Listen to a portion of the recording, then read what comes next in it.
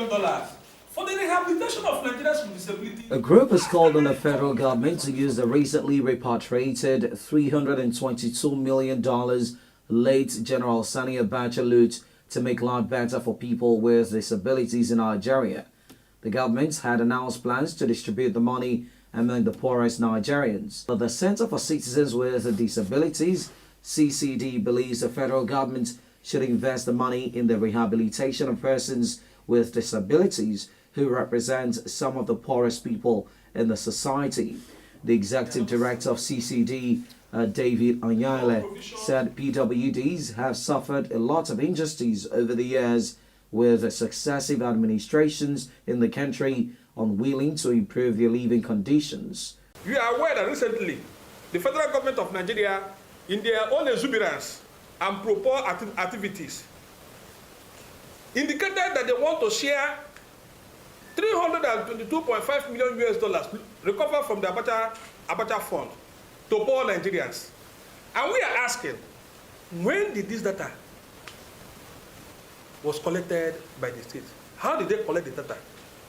How did they define who is a poor Nigerian? I don't know if you have had anybody visiting either your neighbor or knocking anywhere asking, we want to take data to know number of people that are here, whether you are feeding or not feeding. The same plan by federal government of Nigeria to distribute the recovered Sani Abacha's loot of over $320 million to an estimated 300,000 households living in poverty without mapping out the procedure for the selection to ensure that citizens with disabilities are included.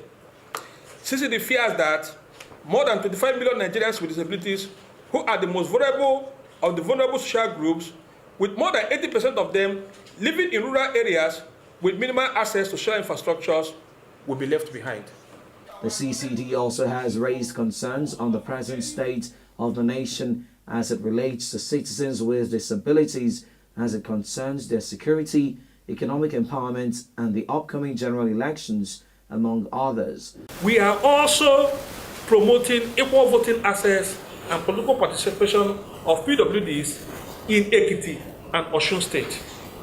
We are deploying people with disabilities as election observers in this state.